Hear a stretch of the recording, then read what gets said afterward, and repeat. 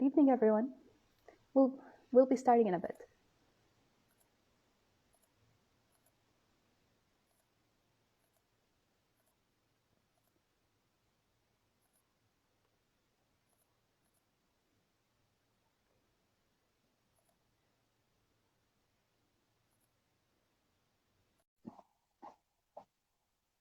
Thank you for everyone who just joined us. We are waiting now for Aisha Bo to join us.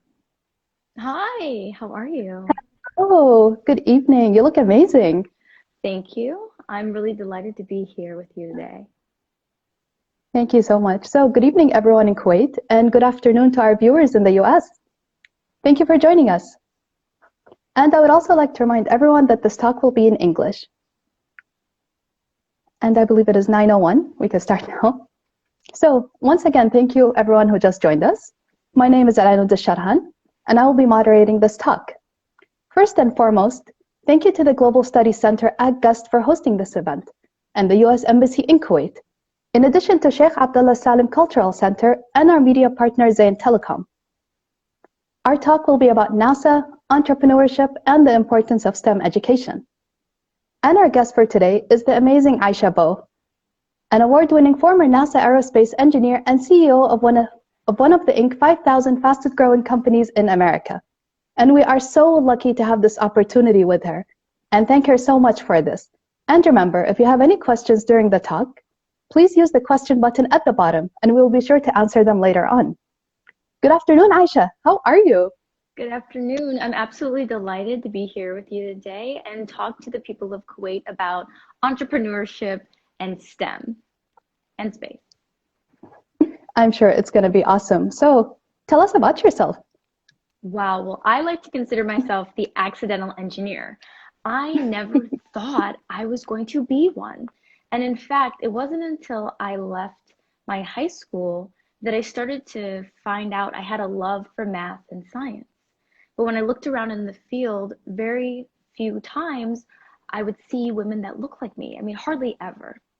And what I realized is as I started studying math and science, I developed a passion for engineering. And that passion for engineering became a desire to become an aerospace engineer. I applied for and I entered the University of Michigan, which has an aerospace program that is 100 years old. It's actually the oldest aerospace program in the United States of America. And I graduated with an undergraduate degree in aerospace engineering and a master's in space systems engineering, after which I went to work for NASA on small spacecraft. I'm talking satellites that were the size of a shoe box, because we were interested in developing smaller, more responsive space missions in order to support exploration. And one of the things that I was very passionate about along the way was sharing just how exciting and fun a career in engineering and space is, and also wanting to represent women and other new entrants to the field and show them that you can do this. You can do this in partnership with people around you, and it is not only a challenging career, but an exciting and rewarding one to have. I'm sure you're amazing. I love everything you stand for and everything you do. But NASA, I mean, like, we need to hear more about NASA and your experiences there. It was a dream. I still can't believe I spent 6 years working with the best and the brightest in the world on a variety of subjects. And from the very first day when I received my badge, I can remember wandering around the center and going from building to building, trying to figure out what people were doing. So what I would do is I'd go in there and I'd just say, hey, can you tell me how you got here? What did you study? What makes you excited to be here? And a little thing that I found out was that people really like to tell you about themselves. And so I made all these new friends simply by knocking on doors till I got to the point where I started becoming an unofficial tour guide. So I would invite students in to tag along with me and go door to door and learn more. And over the course of these 6 years, I worked on not only small spacecraft, but also aeronautics, because there's a lot that NASA does in the realm of flight, and also trying to help the next generation know more about what it means to be an aerospace engineer. I think that they don't think it's fun. I think that they had no idea how exciting it was. And then they would come to work with me and be like, I'm graduating. I'm going to do this and I'm going to pursue this field, because all of a sudden it was real. It was something that they could see and they could touch. And that's why I'm so excited to be here with you today, because I truly believe that Kuwait is on the cusp of a great age of science and space exploration. And the people who are watching me, the people who are watching you, and who are participating in this talk are very likely going to be pioneers in the field on the same magnitude that we look at the Elon Musk. You know, it's interesting you mentioned that. So before we go on with this, I'd like to give a super special mention to the Kuwait Foundation for the Advancement of Sciences, KFAS, and the Scientific Center, who had like a Kuwait Experiment in Space initiative in collaboration with Orbital Space, NanoRacks, and SpaceX, which was basically a competition that was launched for all educational institutions in Kuwait. And they had to just submit their ideas for it. And the winning team was a group of 4 students, and they are Omar Kamouriye, Malak Abdallah from the American School of Kuwait, who were the lead investigators, in addition to Ganha Kim and Kyle Balasingam. And it's so cool. The experiment was about a strain of E. coli bacteria that feeds on carbon dioxide instead of glucose under certain conditions. And it was sent to space to see how microgravity can affect its growth rate and its carbon dioxide consumption. And the main goal was to try and find ways to combat climate change and reduce the high levels of CO2 emitted in the atmosphere. And I also have been told that they are watching us right now. They're like in the Instagram live with us now. So congratulations, you guys. Great job. And Aisha, like, what pearls of wisdom can you give these talented scientists? I want to tell them to keep going. Everything starts with one small leap, well, one small step that becomes a giant leap, right? And for those students, the ability to organize, to create an experiment, to be recognized internationally by global leaders in space, I hope that you feel proud of yourself. I hope your community congratulates you for your achievements. And I look forward to seeing what it is that you are going to do next. Because if there's anything that being in this field has taught me, it's that those who think that they can change the world often do. So dream bigger. You can make it. You can build rovers. You can develop spacecraft and satellites and rockets, and you can earn national distinction and trust and admiration through your academic pursuits. So keep going. You guys, you are great. And thank you, Aisha, so much for that. We've mentioned students. So, like, what were you like in school? Were you like always sitting at the front of the class? Is that what made you want to be an aerospace engineer? Like, what was that like for you? I was actually a really shy person who did not know what it was that they wanted to do. And so I didn't sit in the front of the class, and very rarely did I engage with other students because I personally did not know or think that I was smart. So for me, it was really a journey of learning self-confidence and being comfortable not only standing in front of a classroom, but sharing my hopes and my dreams with other people. And that took me so many years. I was scared. I felt afraid because I did not know anyone else who went down that path. And I also was concerned what my family would think. I wasn't sure how I was going to figure out how to pay for the school. And I also did not think I was good enough. For me, it was not only a journey of faith, but it was a journey of self-exploration. And I literally would get up every single day and I would pray over my dream for the future. I would pray that I would one day become an engineer and that I could one day be good enough to be at NASA. And if I was to receive that blessing, I would spend the rest of my time encouraging and providing guidance to other people who want to do the same. And it wasn't something that happened over a day or over a month or even over a year. It took me 6 years to get through the academic process. That's a lot of long nights and days and a lot of math and a lot of homework. But out of that experience, I developed a sense of strength. And I began to understand that we often start these journeys thinking about our hopes and our dreams. But in the process of that, we inspire those around us. We make our family, our community, our country, and the world better by investing in ourselves. And today, I have the joy of seeing individuals who I mentored, students who came to visit me, and even people who I've spoken to over the course of the year say, you know what? I saw you and I realized that engineering was for me. I saw you and I thought, hey, I'm just going to go ahead and I'm going to apply for that NASA internship. Or I saw you and now I'm an entrepreneur and a business owner. And that's why I'm so excited to be here with you and on behalf of the US Embassy in Kuwait talking about these subjects, because we all can and we will be the future of space and entrepreneurship. That is lovely. And that is like, do you have something specific like for people to focus on if they were to enter this field, like in terms of a university major, subjects to focus on in high school, maybe hobbies that could aid them in any way for this? Yes, so the very first thing I encourage everybody to do, and this is before you declare a major, is get online and reach out to somebody in the field. Ask them for some time and learn about their experiences. Learn how they got there. When I started in aerospace, I first thought I had to be an aerospace engineer in order to be part of a spacecraft mission. But I was wrong. There are a lot of different degree majors that are required in order to build a rocket or a spacecraft or even a space program. You need everybody from lawyers. Yes, space law is a thing. It is a big thing. And if any of you love space and you love law, we need space lawyers.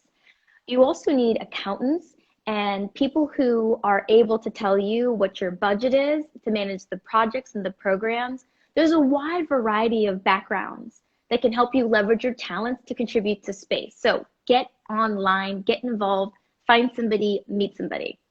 Read biographies. There are some famous ones. Elon put out a book last year. Read it. I'm sure that you can find it.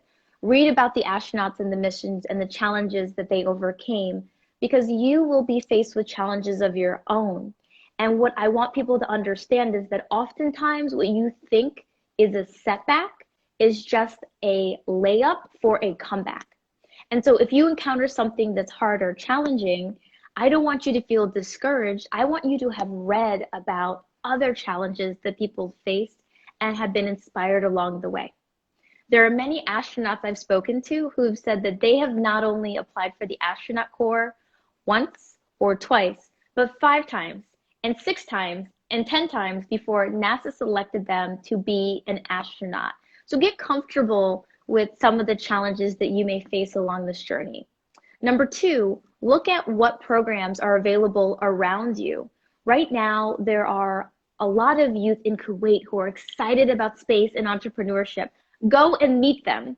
I promise you that they're not only going to be your friends, but they probably will be your partners in future exploration. Get online, meet them, form a community, because community is such a vital part of success. You want to have people who are cheering you as well as providing you with knowledge and guidance along the way so that you can be successful. I also advise you to start looking at the high school level for programs that can be extracurricular, that can help you learn the fundamentals of what you may need to know at the university in order to be successful, because the earlier you start, the better. Once you get to college, I would encourage you to study math, to study physics, and to get into engineering. And from there, I want to encourage you to reach out and engage not only organizations that are in Kuwait, but those that are beyond the borders. We've had challenges, for example, like NASA Space Apps that have international teams that compete for a lot of these types of subjects. So get involved on an international level. I'm just still trying to process that there are space lawyers. That is the coolest thing. It is the coolest thing. Amazing. And when you think about it, who owns the moon? who owns a star. Yeah. As we start going further and further out, there are real challenging questions that have to be agreed upon between countries when it comes to exploration. And I am not well versed in space law. I've met a couple of them, and I just think that they are amazing. And I want to challenge people to think about these career fields, because there's a statistic that I am so excited to share with you. And that statistic is that 85% of the jobs that will be done in the next decade haven't been created yet, because the people who are listening to us speak will create them. And so in the same way that we're talking about space and exploration, why can't someone out there who's listening to me create a company that is the Kuwaiti version of SpaceX? Why can't somebody create a company that allows more people to enjoy building satellites or furthers the next suborbital rocket for the GCC region?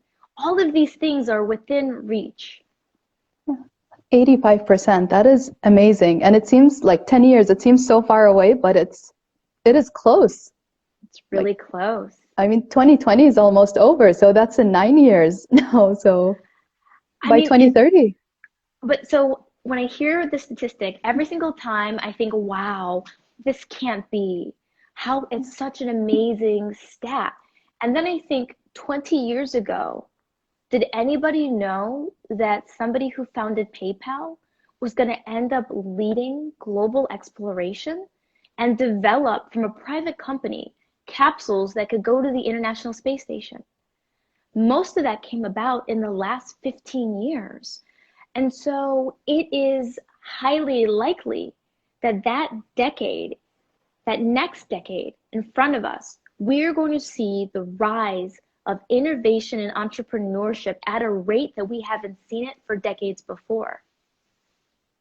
It's what a time to be alive, and to see it, it is just the coolest thing. I agree. It makes me really, I'm very excited. Yeah. It's like that giddy excitement. I can't wait to see it. Like you said, a Kuwaiti initiative. That is just, I'd love to see that. Me too. And I also am hoping for the students' names that you mentioned earlier. If you guys are watching this live discussion, could you just drop a comment, just drop a star, drop something so that people can see you, so they can follow you and track your careers, because you guys are going to be part of the very same thing that we're talking about. I will definitely be sure to turn on the comments after this, because I didn't want it covering your lovely face. But we do. I actually have a bunch of questions already, but I will get to them as soon as we are finished. So how can we address the challenge of bringing more women into STEM fields? I think that this question is one that I've been very fortunate to benefit from over the course of my career. I have had very strong mentors who are already in the field, who are men who have stood up for me and made a pathway. I believe more women entering the field is a product of partnership. It's individuals like the people who are behind this talk getting together and saying, we want to see more diversity in thought and in experience contributing to a better solution. Because when I think about women in the field, what I think about not only is gender, but ingenuity and innovation. There are several very famous US business schools, including Harvard, who have done studies on the impact of having women in the workplace. And what they found was that the solutions are better because you have more eyes looking at the problem. I will give you an example. Last year, I was traveling and I checked into a hotel in South Africa. I immediately went to the bathroom because I wanted to set down my things and get settled into this room. And when I looked around, I didn't see a single electrical outlet in this room. And the more that I started to look in the room, I noticed that the electrical outlets were placed in really inconvenient places. And I started to think about if you wanted to, for example, plug in a shaver or some type of utility, as most women in the United States are responsible for doing the hair for their young children, it would be really difficult to do that. And if there was a woman that had been part of that design process, I'm sure that she would have said at some point in time, I would like to make sure that if I go to this hotel and I'm traveling abroad, that I need this thing in order to support my family. And so it's little simple design considerations that come to the forefront when you have a more inclusive work environment. And so I encourage everyone to think of this as, how do we get to the best possible solution? We get there by having the widest number of opinions in a room as part of the engineering design process. Yeah, that is true. I mean, I think it's become like innate. Whenever we go to a hotel room, we check for the electrical outlets because of all the stuff we use. Yes. And when the engineer I called to, because I'm a very curious person. And so as I was traveling, I actually talked to the hotel engineer, who was a male, and he said to me, I never really thought about this until you mentioned it. And I was like, ha ha. Next time, make it a point to have more people who have different backgrounds than you as part of a decision, as part of a design process. And I guarantee you the outcome will be better and will serve the needs of the many as opposed to the few. That is so true. And since we've spoken about like getting women into these STEM fields, what can men do to empower women? So the first thing that I always advocate is very simple. Make it a point to find and establish a mentorship relationship with an up-and-coming young person. Make it a point to set a regularly occurring meeting to identify what their challenges are and better understand their thoughts and their perspectives while sharing your own. Much of the success in my career is owed to those who came before me simply saying, this was something that I did in order to be successful. From outlining how to present my resume to how to prepare for a performance review, or simply providing lessons learned over the course of their career, I gained a lot of experience through those conversations, which were held on a frequent basis. I also gained confidence, and it allowed me to feel comfortable standing up in a room of my peers, most of whom weren't male, because I had the respect of the older colleagues who saw it fit to mentor me. And it was a very small thing that they would make it a point to introduce me at meetings or share things about my career or my accomplishments with my colleagues that set the expectation for collaboration and respect. It allowed me to relax and spend my time on contributing as opposed to demonstrating that I felt that I deserved to be there. That went very far.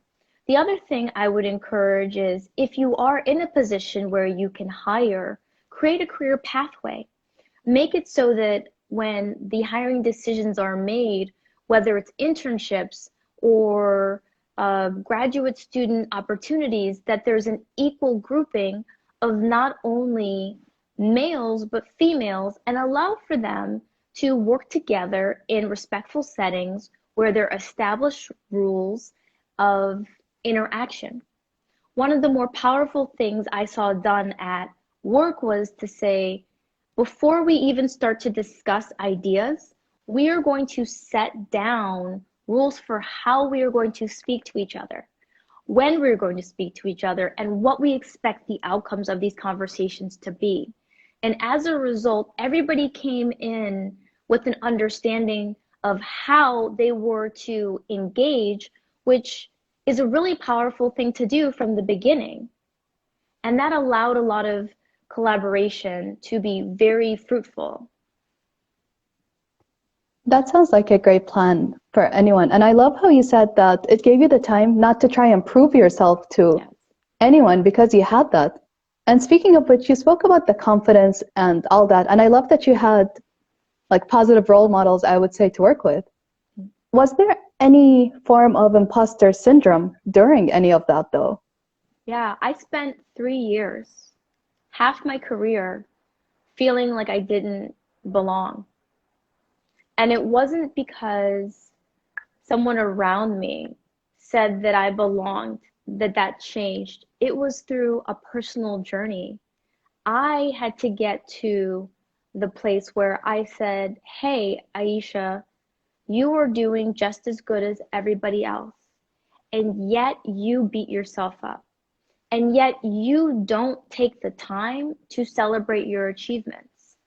I would be recognized and I wouldn't have any awards up. You know, it's funny, behind me, I don't have any accolades from any of the things that I've done in my career on the walls, because for me, it was never about what I achieved. It was always about what laid in front of me and what it was that I was going to do. And I had to learn over time to just take a moment and appreciate the blessings that life brings me, and to say, I earned that degree in aerospace engineering. I earned that master's in space engineering, and I earned the right to be in this role at one of the globe's best, organizations when it comes to space and exploration and ingenuity, with a storied history of contributing some of the greatest minds. I earned that. And once I could actually say to myself that I deserve to be there, I then focused on what I could contribute. And I found that I was more productive at work. It felt like a weight was lifted from my shoulders because I spent less time trying to prove to myself or prove to others that I deserved to be there, and more time contributing to my environment. You're amazing. That's a great overhaul and something to overcome, because imposter syndrome is like a silent thing that hovers over you. It's that cloud that's horrible, but getting to that. And speaking of which, it's through your experiences and your companies moving on from an aerospace engineer into entrepreneurship. What was the journey like, and how did you get to starting your own STEM-related business? Listen, I was scared. I was really scared because I had gotten to a point in life where I was known for being an aerospace engineer at NASA. My family was proud of me. People who I didn't even know thought that I must have been a genius because I was an aerospace engineer at NASA. And the idea that I would give all of that up for a dream was something it took me 2 years to come to terms with. But at some point, you have to believe in yourself to the point where you're willing to put everything on the line to pursue your goals. And that is what I had done when I became an engineer. I put everything on the line in this pursuit of becoming an aerospace engineer. And guess what? Not only did I have that dream come true, I found myself as an award-winning NASA engineer. I found myself as somebody who got to travel the country, go to other NASA centers, and is internationally published in the field of flight trajectory optimization for the work I did at NASA, because I had the courage to believe in who I was. And when I really sat with that, I said, Aisha, how can you not believe in yourself now? If the little voice in you is saying, go on and do this entrepreneurship thing, go on and try to create a company, then I have to be true to that. And if it doesn't work out, then I can always go back and be an engineer at NASA. And that's just not a bad place to go. And so I took the leap, which for me was a multi-year journey. I started out, and once again, I had to build myself up from the ground. I did not know how to run a company. I did not know how I was going to manage people or balance books, because as an engineer, those weren't things that I ever had to do. And little by little, what I realized was that the same talent and brilliance that it takes to become an engineer or study a STEM field is the same talent and brilliance that it takes to run a business. It was my dedication to being patient while I learned and while I overcame challenges that were unknown to me that made all of the difference. And after 3 years, my business not only began to be viable, but we began to grow. And today, I'm proud to tell you that we were on the Inc. 5000 list of the fastest growing companies in America for 2020. We are being internationally recognized, and I have the honor of speaking with you all today from that perspective of somebody who never thought that they were going to be an engineer, who didn't come from a wealthy family, and who did not have any self-confidence, to today, where not only did I have a career at NASA, but I am an entrepreneur of a growing company that has managed to not only pivot in the pandemic, but find a way to contribute to positive learning outcomes in the STEM fields while we've all been at home.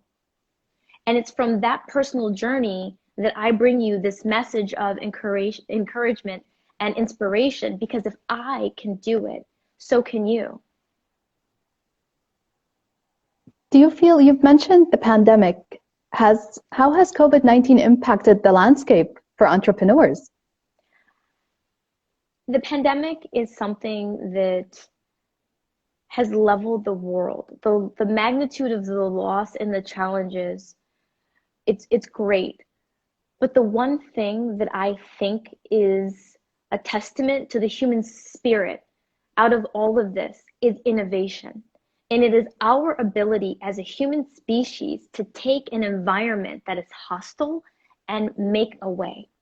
When we as a company learned that we would be at home from April onward, we immediately turned our attention to what could we do in order to make the lives of people around us better. And I feel as though, as a person who has been gifted with talents in engineering and entrepreneurship, it's my duty as a citizen to create something that can in some way make the world better. And so we created a coding kit to help teachers teach STEM topics at home. Within the first 40 days, we went through over 1,000 of these kits that help students learn how to build a backup sensor for a driverless car, and also introductory computer science lessons that the teachers could use because they learned with national learning standards in the United States. We've since then gone back and created more lessons and more content to continue to support the at-home learning need. But I'm just one example of an entrepreneur that pivoted their business in order to support the climate. Look at what happened with the vaccine. We have seen scientists move at a pace that has been unheard of in the history of not only America, but the globe. The development of a vaccine in record-breaking time that might be the game changer. And why? Because they had to. And that's what I love about innovation at a time like this. People are rising to the challenge. They are learning that they don't need a brick and mortar facility. They don't necessarily need all the infrastructure that was required before, and that there are people that they can tap on around the world that can help them be innovative. And that is leading to a lightning fast pace of innovations that are being gifted to the world. And I don't see why space could not be among them. For the Kuwaitis, it was within this same environment that Elon and SpaceX launched their first manned capsule to the International Space Station. It didn't happen before this pandemic. It happened in the middle of the pandemic. And I remember being on my porch watching the broadcast and thinking, we are back in space. America is back in the business of manned space travel in the midst of what many would consider to be a dark time.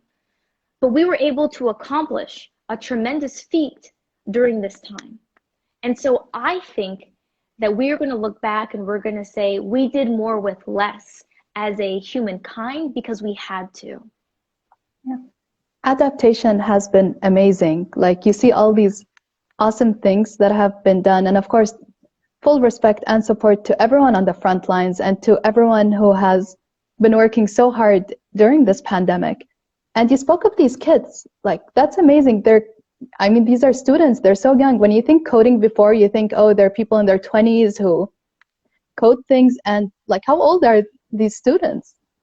13 and above. Although what I love about this is I will get emails from 11-year-olds who say, I just want to let you know that we can do it as well. And for the students that are part of the project, I'm actually going to send over 4. So I'm going to drop those through the U.S. Embassy as gifts to them, because I really want to honor their courage and their ability to be on the forefront of innovation. And so I'm going to send those over as my personal gifts to you all. Oh, that is so cool. Thank you so much. And like, these kids are just, these future scientists are so intelligent, and what they did is just superb. I agree. I'm really, listen, I understand that typically you're supposed to stay in your seat for an Instagram Live, but I am so excited for the future of space travel and exploration in Kuwait. There is so much that can be done.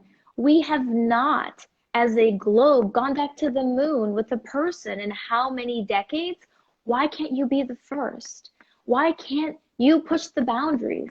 The space is sort of like the wild, wild west. It's an open frontier of exploration, and who better than you to explore it?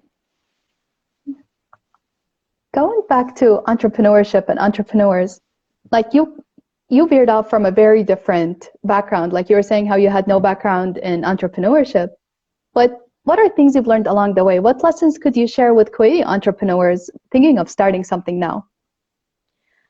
I would share to be open to the journey. One of the biggest mistakes when I started out was thinking that I needed to know everything. I felt very strongly that if I couldn't do it, that there was no way that it could be done. And a lot of my entrepreneurship journey has been humbling myself to the knowledge and the wisdom of others, and understanding that I needed to let them know where I was weak so that they could help me to be strong.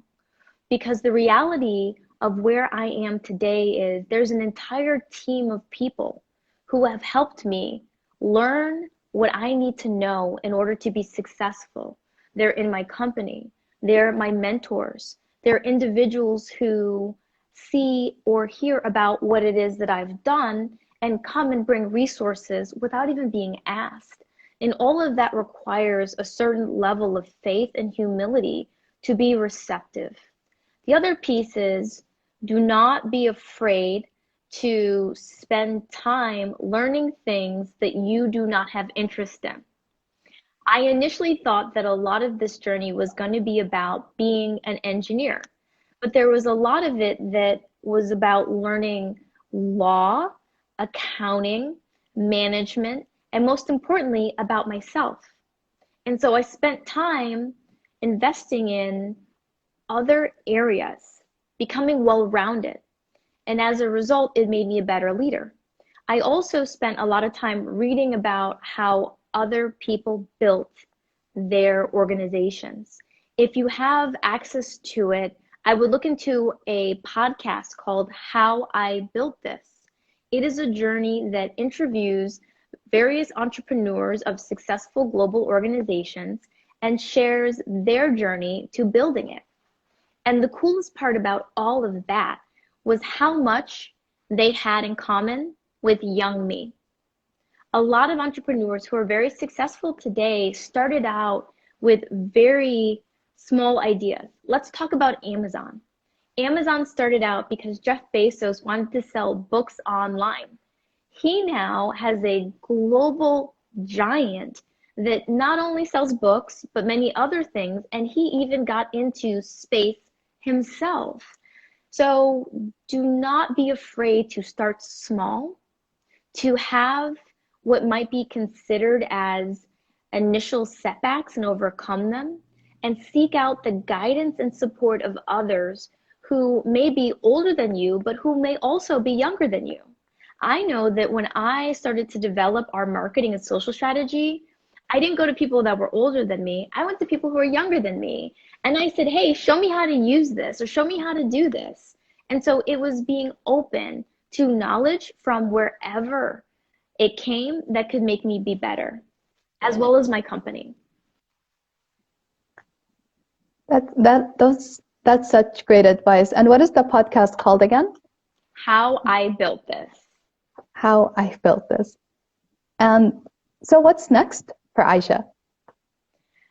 I want to spend more time investing in space entrepreneurship.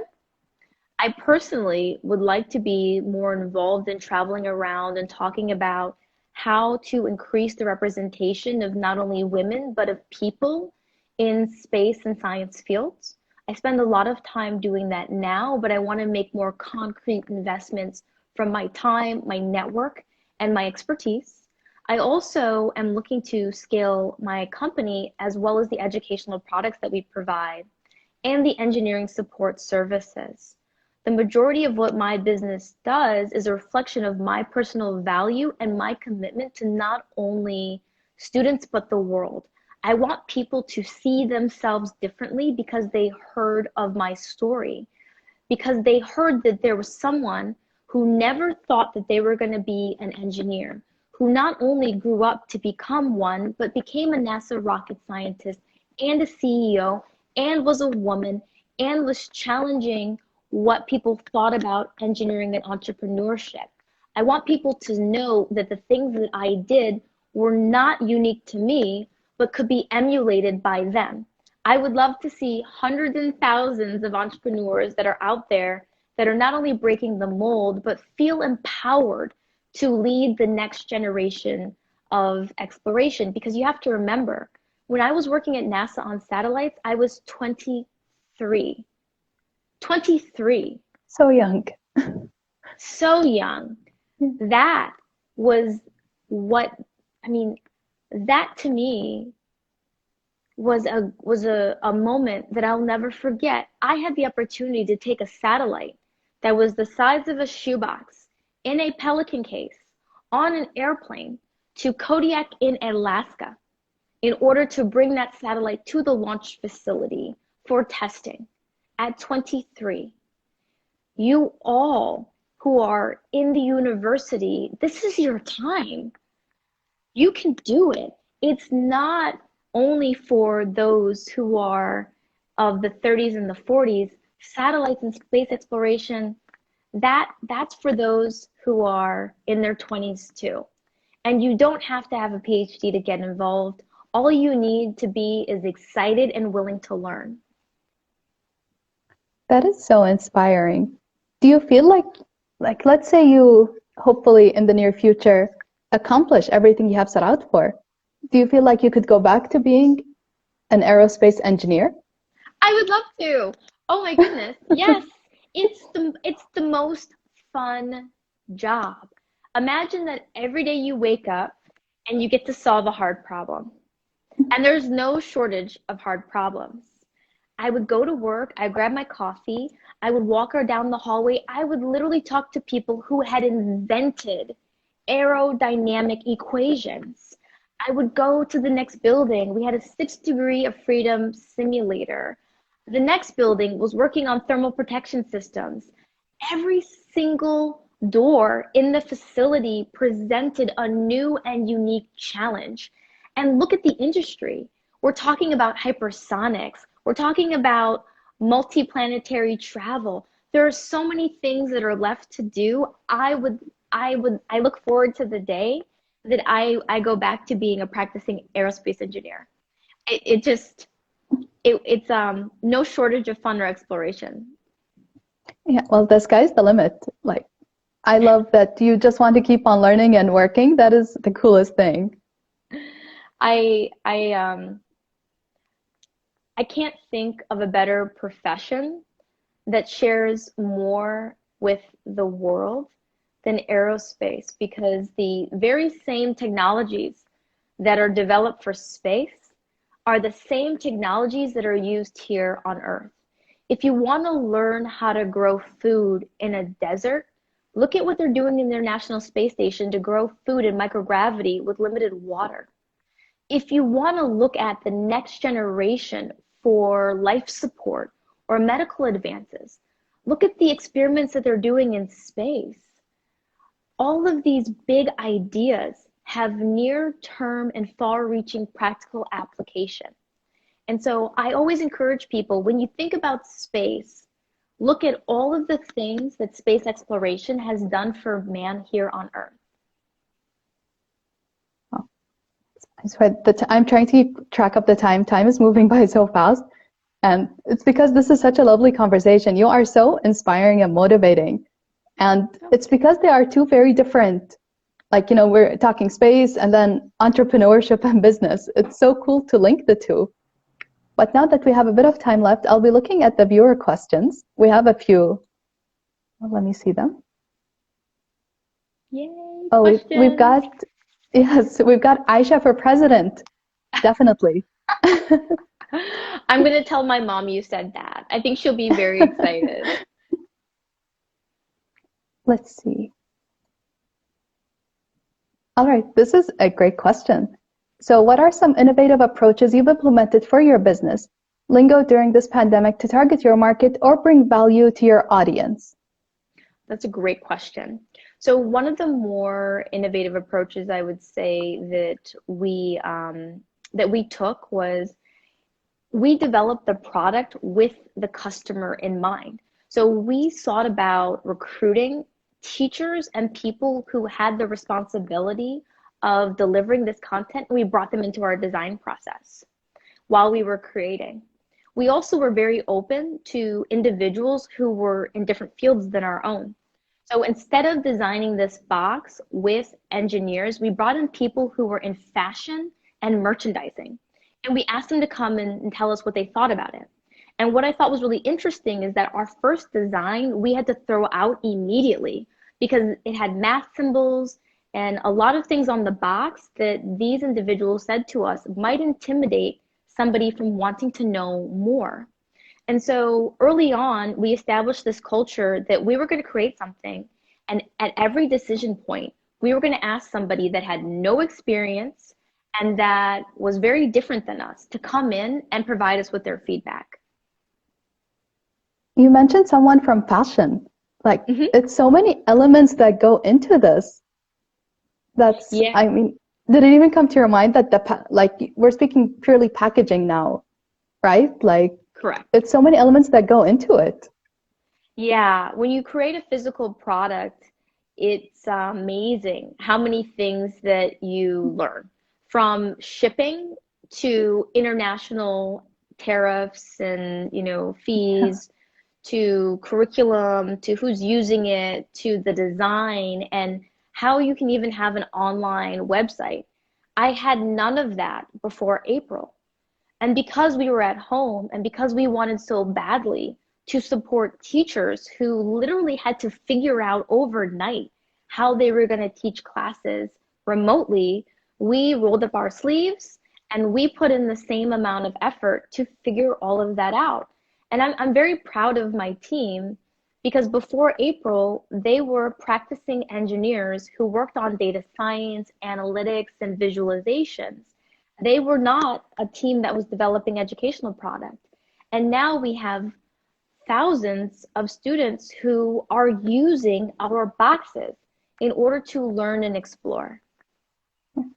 And now that you mention it, shout out to all the teachers out there. You are true heroes, and professors and the students as well, because this pandemic has really, like we were saying earlier about the adaptation, you had to adapt, and it's all new technologies. Like, who knew Zoom would be something, a word would be using as a verb like now. Yeah, it's amazing. And I'm just impressed by the way people globally have risen to the challenge. All right, I'm looking at more questions. So this is from Kuwait Space Rocket. Oh, I hope this is a Kuwaiti initiative. So what? I read about them earlier. They're so amazing. That's so cool. You guys are awesome. So the question says, what is your opinion on the suborbital rocket market? I think that the suborbital rocket market is a great place for you guys to begin. And the reason I mention this is that oftentimes the cost to getting something proven in space is really high. But if you have a suborbital market, you're actually able to technically test a lot of electronics and sensors that can be used in more complicated space missions. So that's something that I think is a really wonderful place. And it also allows room to like mature the technology, because eventually you'll start suborbital and then you'll go orbital. It's fantastic. Keep up the great work and really look at becoming a regional leader in low cost, reliable access to space for repeated demonstrations of capability that others can incorporate in their missions. And you guys, we would love to have you at the Space Museum at Sheikh Abdullah Salim Cultural Center. This is such a cool initiative. So let's see, we have another question. So, what do you predict will happen in the next 5 to 10 years in the space industry? I think the next 5 to 10 years in the space industry is going to be like reading a science fiction novel. I mean, today, right now, we have astronauts on the International Space Station that came off of a vehicle that a private citizen created. In the next 5 to 10 years, I can imagine we're finally going to start to see man-rated missions to Mars. We may start to see the beginning of deep space exploration that allows things to come back and actually be retrieved. I don't know if you guys were following, but recently the Japanese returned debris from an asteroid. They went out, they collected it, and they returned it. The results from that type of exploration are huge and impactful, because we're getting a better look at what makes up these bodies that are in our solar system. And so for me, really, the sky isn't the limit, it's the beginning when you think about the next 5 to 10 years. Oh, I have to quote that. You sounded like such an astronaut there. That was so cool. It's like something from a space movie. And see, well, that, you know, if I was going to share something with the audience today that is something that I hope I want to apply. Maybe in the next 5 to 10 years, we can be having this conversation and I will be astronaut, Aisha, and we'll be talking about the success from all of the Kuwait space suborbital launches. That's what I can see in the next 5 to 10 years, because they are going to be successful. They're going to launch a lot of things suborbitally, and I can't wait to see what comes out of that. I can't wait to have a talk with you from space, like Aisha from space. That's going to be so cool. I promise you, you guys can get dibs. If I end up being an astronaut and I'm in space, Kuwait gets the dibs on the first phone call. Yay. I can't wait. All right, we have another question. Who helped you get to where you are today? Wow. It was a number of people whom I have a lot of respect for. My graduate professor at the University of Michigan is a world-renowned scientist by the name of Dr. Thomas Zurbuchen. If you have a chance, do look him up and follow him. He's now the head of science mission at NASA. I have had incredible mentors. My mentor at NASA was the head of engineering at Ames, and he made it a point to ensure that I not only felt supported, but I received guidance along the course of my career.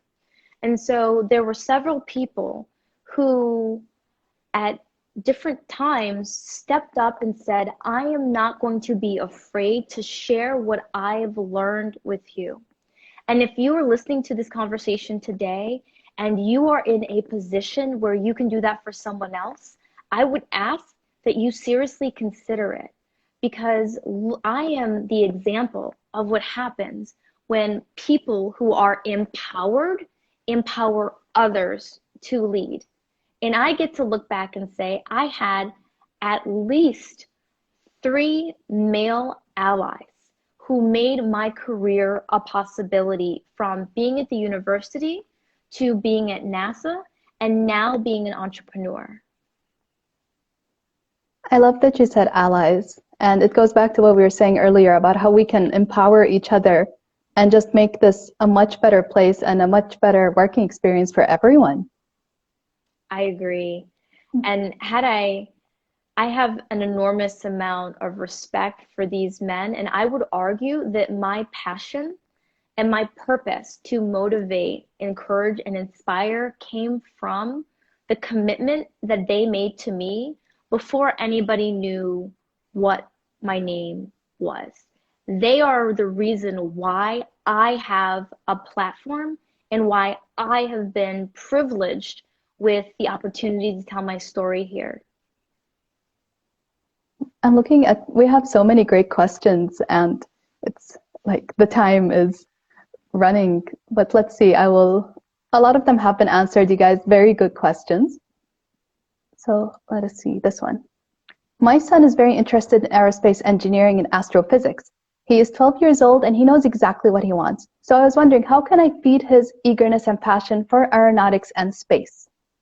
So the one thing that I would suggest she does immediately is there are a lot of lessons that NASA created online that are free. She can get online and she can download these courses and activities in order for him to do at home. The second thing is they're starting to become space camp groups. So I've started to see globally that local communities will have groups for young explorers. And in fact, that's the name of one of the clubs I heard is the Young Explorers Club. And that can allow for him to connect with others that are in the field. I would also encourage that he start writing people that he admires and allow them to send him books and stories and just talk about their journey, because what we want to do is create a sense of confidence. Allow him to not only see himself in the field, but interacting with people who are in the field who undoubtedly will at some time become a mentor. And lastly, there are a number of videos that are online now that are free and widely accessible that provide historical accounts of people that are in the field or things that have happened. And so I encourage you to get online and just continue to feed his curiosity and get him prepared for advanced courses in high school and eventually becoming an aerospace engineer or an astrophysicist. And that's a great question, because we have to thank all parents who are supporting and fostering their kids' passions and dreams. That is the best thing a parent can do, especially if it's space as well. I agree. All right, let us see. We've got another question from the Kuwait space rocket. Can you tell us more about your work in flight trajectory? Yes, so I worked on flight trajectories for commercial aircraft. And specifically, that's optimizing the routes of those aircraft to minimize the impact of fuel on climate. Because if aircraft are flying more efficient routes, that leads to lowering emissions and a better carbon footprint for the globe. As you guys can see, there are thousands of aircraft flights that crisscross the globe daily. So my job was not only to optimize those routes, but to ensure that as the aircraft were traveling, that the flight paths were safer, cheaper, and more efficient from a time perspective. And so it was the intersection of time efficiency and fuel efficiency, which resulted in my publications on the trajectory optimization or making the trajectories align with these benefits. All right, we will do, because there are so many good questions, everyone, and I'd love to do all of them. We will do one more question for the night. And I'm obsessed with this initiative, the Kuwait Space Rocket. So would something like the Wallops launch facility work in the Arab world as a business? I think it might. And the thing about Wallops is it's actually not too far from my house. I think it's worth exploring because it's almost like if you build it, they will come in some ways. Given the time limit that we're pushing here, I don't know if I have enough time to do this question justice. So what I'd like to do is actually encourage that you all contact me and we have a longer discussion about wallops, and maybe I could potentially even put you in contact with some of the people that work there. I love the program. I think that this is worth exploring, and I really want to look at this as the beginning of a longer conversation. I am a real person, and GUST is a real university, and we're both committed to your success and answering your questions about exploration. So following this live, I encourage you to drop the questions either directly to the host or to myself, which you can find at Aisha Bo, and I'd be happy to continue the conversation. The time went by so fast. I can't believe it's been an hour. And this was such a lovely evening. And once again, thank you to GUST, the US Embassy, Sheikh Abdullah Salim Cultural Center, and Zain Telecom, and to you as well, Aisha, for sharing just your amazing experiences and your wisdom tonight with us. Thank you for having me. It's an honor to have the opportunity to address the people of Kuwait. And I hope everyone in the States has a great day. And to everyone in Kuwait, have a good night. Good night.